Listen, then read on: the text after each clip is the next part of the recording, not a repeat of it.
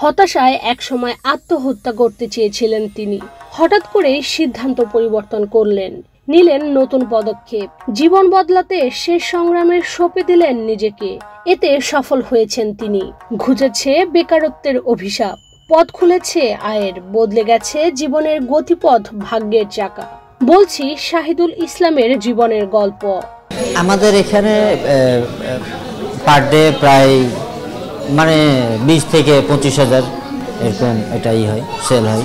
এখানে আমাদের প্রায় 700-800 কাপ চা সেল হয়। এবং শুধু তো এটা আসলে আমি যে দেখতে পাচ্ছি এমএ পাস চাওয়ালা, তখন মনে করে যে চায়ের দোকান, কিন্তু আসলে এটা একটা ফাস্টফুড, মিনি ফাস্টফুড একটা restaurant.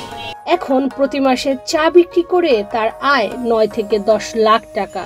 Double million offer, Walton fridge কিনে পেতে পারেন 20 লক্ষ টাকা, রয়েছে কোটি কোটি টাকার নিশ্চিত উপহার। দৈনিক বিক্রি হয় কয়েকশো কাপ চা। সবচেয়ে মজার বিষয় হলো তিনি শিক্ষিত চা বিক্রেতা, যেন তেন শিক্ষিত নন, রীতিমতো এমএ পাস। একটি প্রাইভেট বিশ্ববিদ্যালয় থেকে ইংরেজি বিষয়ে অনার্স মাস্টার সম্পন্ন করেছেন তিনি। তবে বিশ্ববিদ্যালয়ের পাঠ চুকিয়ে ব্যবসা শুরু করেননি। এর পেছনেও রয়েছে দীর্ঘ সংগ্রাম আর চোখের পানি। শাহিদুল একটি বেসরকারি স্কুলে ইংরেজি বিষয়ে শিক্ষকতা করেছেন 14 বছর। করোনাকালে চাকরি হারিয়ে দিশেহারা হয়ে পড়েন। পরিবার চালাতে চাকরির আশায় ঘুরেছেন দাঁড়ে দাঁড়ে। একসময় হতাশা তাকে ঘিরে ফেলে, সিদ্ধান্ত নেন আত্মহত্যার। এর পিছনে অনেক ট্র্যাজিক হিস্ট্রি আছে। আমি মূলত মনপুরা স্কুল অ্যান্ড কলেজের ইংলিশের লেকচারার হিসেবে ছিলাম, ওখানে অনেক দিন কাজ করছি। তো করোনা প্যান্ডামিকের পর যখন সবচেয়ে বেশি ক্ষতিগ্রস্ত হয়েছে টিচিং প্রফেশনে যারা ছিল তারা, তো আমি ওখান থেকে যখন দেখলাম যে এখানে আর অনেক দিন লাস্টিং করতেছে করোনা, তো এর ভিতরে আমি এমন একটা ডিপ্রেশনের ভিতরে চলে গেছিলাম। আমি আত্মহত্যা করার জন্য চেষ্টা করি এবং আল্লাহর অশেষ মেহেরবানিতে হয়, বেঁচে যাই।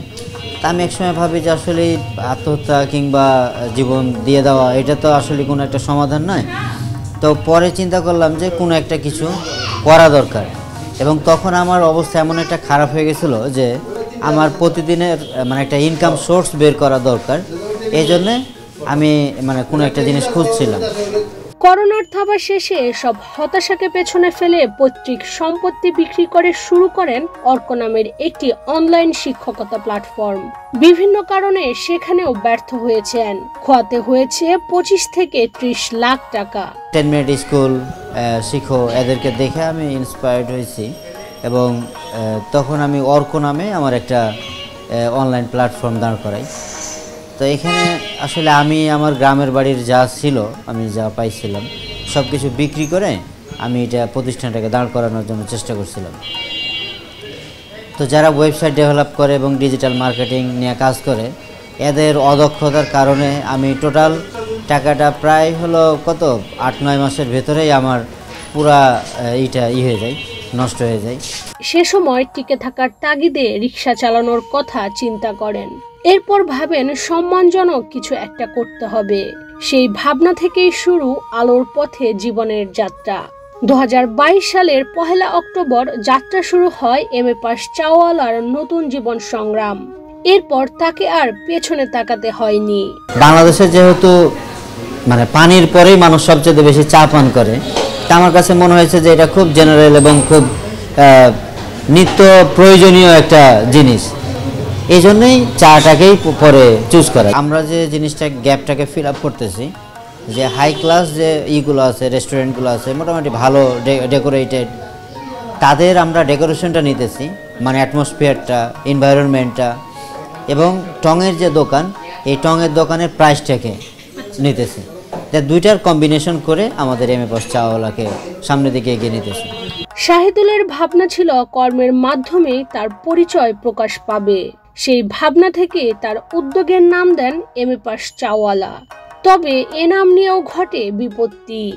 আমার এক ভাই পুলিশের সাব ইন্সপেক্টর, ওনাকে আমি বললাম যে আসলে আমি একটা চায়ের দোকান দেবো। তো বলতেছে যে তুমি এত পড়াশোনা করার পরে চায়ের দোকান দেবো, এটা আসলে করে না, যাই না। তো আমি যাকেই জিজ্ঞাসা করি না কেন সবাই এই কথাটাই বলে। তখন আমি চিন্তা করলাম যে এমন একটা নাম দিব যে নামের ভেতরেই যাতে বুঝতে পারে, মানে আমার কাছে কথা হলো যে শিক্ষিত হলেই যে মানে চাকরি করতে হবে, মানে এমন তো কোনো কিছু না। কিন্তু মানে এই ট্যাবুটা দূর করার জন্য পরে আমি যখন চিন্তা করলাম যে এমন একটা নাম দেবো যে নামের ভেতরেই যাতে মানে বুঝতে পারে যে উনি শিক্ষিত মানুষ। হ্যাঁ, পরেই অনেক কিছু চিন্তা ভাবনা করে চিন্তা করলাম যে MA পাস চাওয়ালা এই নামটা দেব।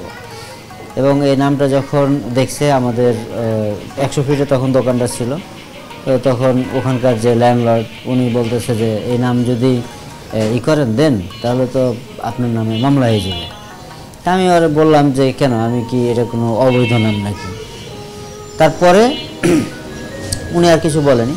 তো তারপর নামটা বিলবোর্ড যখন আমরা করছি টাঙার পরেই তখন এই নামটা দেখে অনেকজন অনেকভাবে এসে কটূক্তি করে। এবং একজন এক সময় মানে এমন একটা পরিস্থিতি হয়েছে যে উনি মানে এই নাম দিয়েছি কেন, যারা হলো শিক্ষিত তাদেরকে আমি আন্ডার এস্টিমেট করতেছি, এই জন্য উনি মায়ের মুখী অবস্থায় একবার আসে, মানে অনেক রাগারাগি করে আমার সাথে মারতে আসে এক সময় যে এই নাম দিয়েছি কেন। শুধু নাম নিয়েই ভোগান্তি নয়, MA পাস চাওয়ালার শুরুর জার্নিটা মোটেও সহজ ছিল না। পরিবার থেকে শুরু করে সমাজ, সব জায়গায় হতে হয়েছে অবহেলিত, শুনতে হয়েছে কটু কথা, কিন্তু দমে যাননি শাহিদুল। নিজের প্রবল ইচ্ছা শক্তির জোরে প্রসারিত হয়েছে ব্যবসা, এমনকি একটি বেসরকারি প্রতিষ্ঠান থেকে পেয়েছেন 2024 সালের সেরা উদ্যোক্তার পুরস্কারও। যারা ইয়াং জেনারেশন তারা এই জিনিসটাকে খুব পজিটিভভাবে নিয়েছে, শ্বশুরবাড়ির লোকজন, আত্মীয় স্বজনদের, যে অমুকের জামাই চায়ের দোকান দিয়েছে। তো তখন সবাই চায়ের মানে দেখতে আসতো, মানে এটা ইনসাল্ট করার জন্যই দেখতে আসতো। আসার পরে যখন দেখতে যে মোটামুটি না একেবারে যে ফুটপাত চায়ের দোকান এরকম তো না, টং দোকানের মতো না, তখন আবার চলে যেত। তারপর সবচেয়ে আমি এই চায়ের দোকানটা দেওয়ার পর সবচেয়ে কষ্ট পাই আমার আম্মা, খুব কষ্ট পাই। মানে যখন আমাদের এলাকার চাষিরা কিংবা আত্মীয় স্বজনেরা আমার মারে এসে বলে, মানে কটূক্তিকেরা বলে যে এত পড়াশোনা করে কি হলো, হ্যাঁ চায়ের দোকানে যদি দিবে। তা আসলে এই জিনিসটা এমন ধরনের মানে আমি বুঝি না। দেখেন আমার এখানে কিন্তু কাজ করে 2-3 জন কাজ করে, তারা কিন্তু আরেকজনকে বলতে পারতেছে যে আমি চাকরি করি। কিন্তু আমি আবার যখন মানে আমার আম্মার কথা হলো যে তুমি একটা ছোটোখাটো নাহলে 12-13 হাজার টাকার চাকরি করো, মানে চাকরিটা এমনভাবে যে একজন মানে যদি পড়াশোনা কমপ্লিট করার পরে ওনার কাছে সেফ জোন হলো চাকরি। একসময় বেকারত্বের ভয়াল থাবায় আক্রান্ত শাহিদুল বর্তমানে একজন সফল উদ্যোক্তা। বর্তমানে তার দোকানে তিনি ও স্ত্রী ছাড়াও 3 জন লোক কাজ করেন। নানা বয়সী ক্রেতার আনাগোনায় মুখরিত থাকে স্বপ্নের এই ব্যবসা প্রতিষ্ঠান। তার দোকানে শুধু চাই নয়, পাওয়া যায় chicken fry, burger, Sharma, sandwich সহ বাহারি পদের চাইনিজ খাবার, যা খেয়ে সন্তুষ্ট ক্রেতারাও। চা ভালো আছে, টেস্টটা খুব ভালো আছে সব দিক থেকে, দাম রিজনেবল আর সার্ভিংটাও ভালো। হ্যাঁ, আমি এখানে নিয়মিত কাস্টমার, প্রায় আসা হয়। এখানে হচ্ছে খাবার প্রত্যেকটাই তো ভালো, আলাদাভাবে ওরকমভাবে বলা যাচ্ছে না। সব কিছু আমার কাছে ভালো লাগে। প্রত্যেক দিন হচ্ছে এক দিন এক একটা টেস্ট করা হয়, ইভেন ফ্রেন্ড সার্কেল নিয়েও এখানে এসে আড্ডা দেওয়া হয়। এখানে হচ্ছে প্রাইজের সাথে খাবারের মানটা অনেক ভালো, তো এই জন্য একটু বেশি আসা হয় আর কি। হ্যাঁ, মাঝে মাঝে আসি ছুটির দিনগুলোতে। তো খাবারগুলো ডিলিশিয়াস, হেলদি আর সব কিছুই পরিপাটি, স্বাস্থ্যকর। হ্যাঁ, মাঝে মাঝে আসা হয়। খাবার কোয়ালিটি, খাবার তুলনামূলক ভালো, দামও রিজনেবল। খাবার খায় কোয়ালিটি ভালো, কোয়ালিটি হিসেবে দাম রিজনেবল আছে। চা আমি মাঝে মাঝে আসি, চা কফি খাই, কফিটা আমার কাছে ভালো লাগে বেশি। শাহিদুল স্বপ্ন দেখেন 2025 সালের মধ্যে ঢাকা শহরের 50টি থানায় একটি করে MA পাস চাওয়ালার শাখা গড়ে তুলবেন। পর্যায়ক্রমে দেশ জুড়ে ছড়িয়ে যাবে MA পাস চাওয়ালার নাম। এর মধ্য দিয়ে সফল হবে শিক্ষিত ও সংগ্রামী চাওয়ালার জীবনের সংগ্রাম। আমাদের ভবিষ্যৎ পরিকল্পনা হলো মানে চাই যে 2025 সালের ভেতরে আমাদের ঢাকার যে 50টা থানা আছে, প্রতিটা থানায় আমাদের একটা করে ব্রাঞ্চ হবে। ইশরাত চৈতি, বাংলাদেশ প্রতিদিন।